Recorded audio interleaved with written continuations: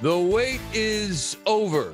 Yes, it has come to pass. Carson Wentz is no longer a Philadelphia Eagle. Traded today to the Indianapolis Colts for a third-round pick in April's draft and a conditional second-round pick in 2022. Wentz will be reunited with former Eagles offensive coordinator Frank Reich. That second-round pick in 2022 can become a first-rounder if Wentz plays 75% of the Colts snaps in 2021, or if he plays 70% of the snaps and the Colts make the playoffs. The deal will not become official until the new league year begins on March 17th. And we say hello and welcome to this SportsNet Central special, the Carson Wentz trade. I'm Michael Barkann. It has been a wild couple of weeks, a wild couple of months, indeed, from the time we first learned Wentz was officially on the block. And that might have been December 6th when he didn't play the remainder of the game in favor of Jalen Hurts. It goes back a ways. As always, our John Clark had it on lockdown the entire way. Here's what he learned about how it all went down.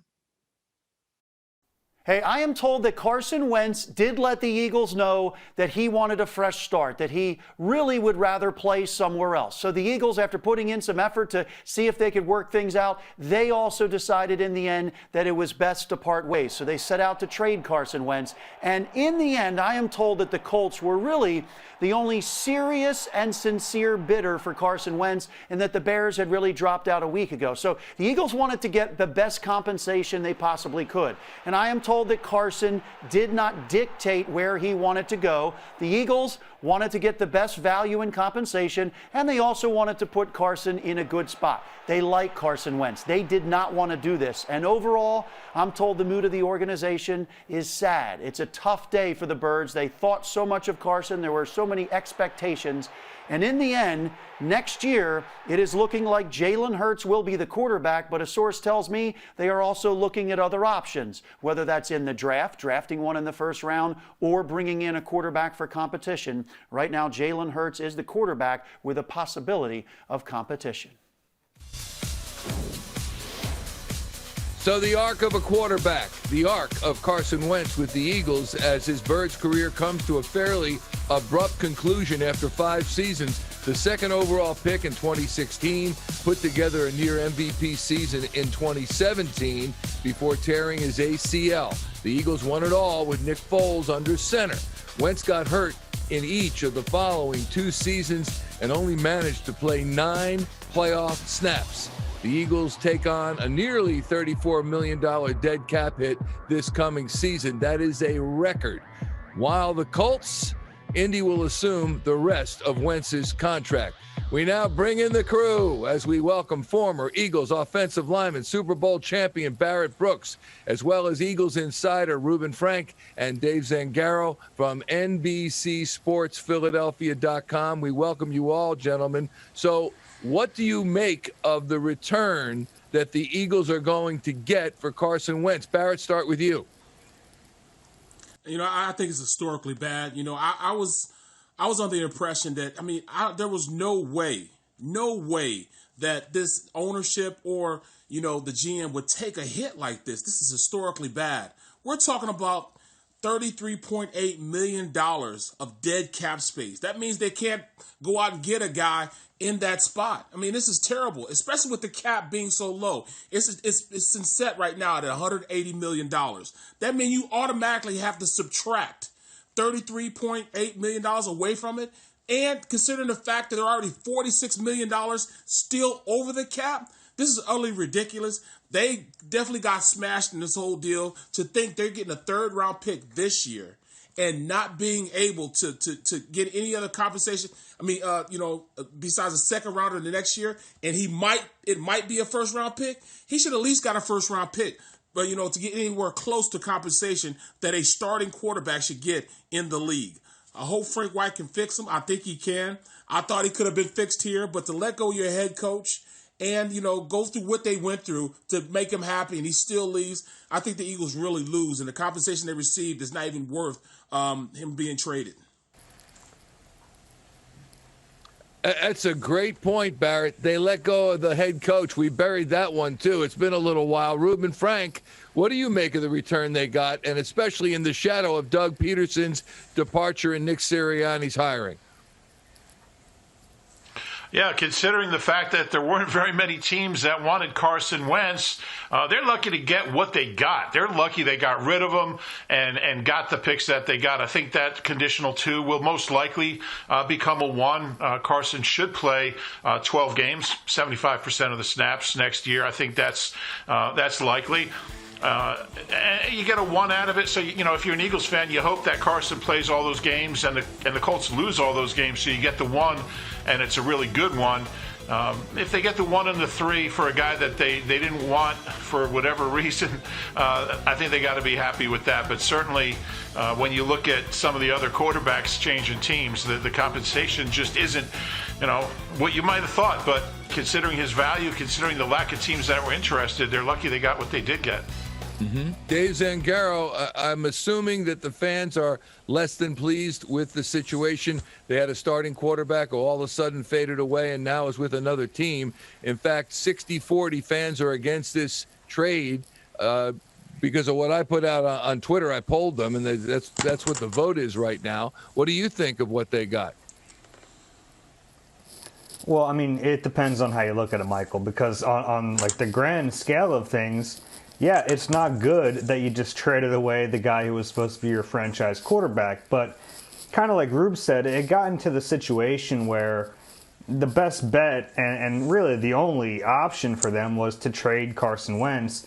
We knew it. He knew it. The Colts knew it. The Bears knew it. Everyone knew that they were going to trade Wentz. So the fact that they were able to trade the worst quarterback in the league for, or statistically at least last year, for 2 picks, one of which could become a first, that's not bad. I mean, I think the compensation was fair given the market and how lukewarm it was. Overall, though, I mean, this is a pretty big failure. This is the guy who they told us for 5 years was the franchise quarterback, the guy they built this entire team around, and for it to go sour and for it to go sour this fast and to have to trade him, that's a failure. As far as the compensation, I think it's fair given that there weren't a lot of teams banging on the door for him. Yeah.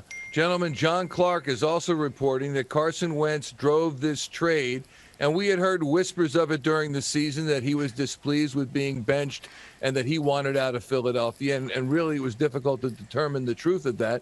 John is now reporting that Wentz drove the trade, that the Eagles preferred to keep him if they could. Surprised at the outcome and that it came to this. Rube? Well, yeah. I mean, we've known that Carson hasn't been happy since they drafted Jalen Hurts at number 53 last April. Howie Roseman told us that night, that he had a conversation with him, and Carson was not happy. And things just went bad from there. I don't think the relationship was really salvageable once Jalen Hurts was here. Now, you'd love to see your quarterback react like Aaron Rodgers. And Jordan Love gets drafted in the first round. Aaron Rodgers goes out and has an MVP season. But they're different guys. They're different personalities. The Eagles should have understood that Carson is not Aaron Rodgers, that he is kind of a more sensitive, fragile type of guy, and they should have kind of anticipated how he was going to react once Jalen Hurts was here. I thought it was a colossal miscalculation that they did that. So once that happened, I really think that it was irrevocable. Damage had been done, and at that point, we knew Carson wasn't happy, and this is the upshot of it. Yeah. Barrett Brooks, we were stunned on draft night that they did select Jalen Hurts with the 53rd overall pick. One of two things. Either the Eagles should not have done that, or, as Reuben alludes, maybe Carson should have been a little bit more like Aaron Rodgers. I don't know if either of those things were possible, but were you surprised at how it came down? I was absolutely surprised. As a competitor, being an NFL football player, you've been through a lot and going out there and being selected as the second pick in the draft. I would have thought he would have had a little more intestinal fortitude and went out there and battled for his position. But yet what happens? He doesn't. He cries, he wants to pick his ball up, and he wants to go to the corner. Now, we didn't hear anything publicly from him. We haven't heard from him since what was, the last game he played in. And to me, I'm disappointed because I thought he was more of a competitor and that he would say at least something to the fans. Just let them know, hey, this is what I'm thinking. I want to go out there and at least fight. I understand Jalen Hurts in the second round, but still, I would have wanted them to go out there and get somebody that can contribute in the offense now, or maybe even a defensive player to contribute now. But instead, they chose to get somebody to back up Carson Wentz. I didn't think it was a good pick, but hey, it just worked out, as a catastrophe for this Eagles team to go out and draft a guy like that and then have that competition, especially with a quarterback that's not used to having this happen. He hates the fact that, the statue's in front of the stadium and it's not him. He didn't win a Super Bowl. It just, it was a snowball effect for Carson, and he just needed new scenery. I'm with you completely, Barrett. Dave Zangaro, no one ever wants to factor in human emotion and human nature. And it didn't take a psychologist to see that when Nick Foles was doing so well with the Eagles in 2017 and won the Super Bowl while Carson Wentz was outwardly happy, there was that kind of fake smile plastered on his face. Oh, yeah, it's great. I love it we won the Super Bowl without me. I mean, you had to know that, didn't you? This is no surprise, is it? Yeah, first off, Michael, they did not win the Super Bowl without him. He was 11-2 that year. I don't think they win the Super Bowl without Carson. But the rest of the way was certainly Nick Foles and the offense. I always like to point that out because I think hear you. Far too often his accomplishments that year get kind of tossed aside. But I totally get what you're saying. And human emotion is part of this. And I agree with Rube that the Eagles' failure when they drafted Jalen Hurts was not factoring that in. And I think there's a balance here, though, guys. I don't think you can pin it on Carson because he wasn't a competitor, and you can't pin it on the Eagles for a lot of what they did. I think that the truth lies somewhere in between. I mean, when you have a failure of this magnitude, it's not one side or the other. Both sides contributed to this, and I think both sides played into each other. I mean, you look at them drafting Jalen Hurts, that's a failure on the organization side to realize the implications that might have, but then it's a failure on Carson, too, to not be able to deal with that in what I would think is a productive way. So when you get to this final landing spot of a trade, I think there's plenty of blame on both sides, honestly. Yeah, I'm with you. But I also think teams got to know player. Team needs to know that, and I think that was a failure as well here. Continuing our SportsNet Central special, the trade of Carson Wentz. We welcome the Hall of Famer himself, our analyst on Eagles pregame and postgame live, also with WIP, Ray Didinger. I think he's won some Emmys as well, as you can. Raymond, first question, what do you make of the return that the Eagles got on this deal? I actually think the deal is going to work out for everybody. I certainly think this was the best landing spot for Carson Wentz. He reunited with Frank Reich, which we've talked about forever, it seems. He's going to a team that's ready to win. A team that's a playoff team this year, a young team, good offensive line, good defense, top 5 defense. So he's stepping into a really good situation. And I think given the fact that the Eagles did not have a whole heck of a lot of leverage here at the end, I think that the return was fair. I mean, people are going to say 3rd round draft pick. That's not very much. But if you look to next year, that conditional number 2 is very likely to become a 1. So I think this could be a win-win for everybody, to be honest. I think this is probably as good a resolution as the Eagles could have had given the circumstances they found themselves in. Ray, I rarely get to toot my own horn, but when Jalen Hurts played that game at Arizona, and it was a loss for the Eagles, but he was simply scintillating, I thought right then it spelled the end of the Carson Wentz era when you had a quarterback in your midst that did something like that. You thought he'd stay here, Carson Wentz, even as recently as a few weeks ago. Mm-hmm. And John Clark reported earlier for us that it was all Wentz's camp driving this trade. Are you surprised that we actually got to this point between quarterback and team? Yeah, I am. But it became very obvious. I think John's reporting is spot on. I think that Carson Wentz wanted out.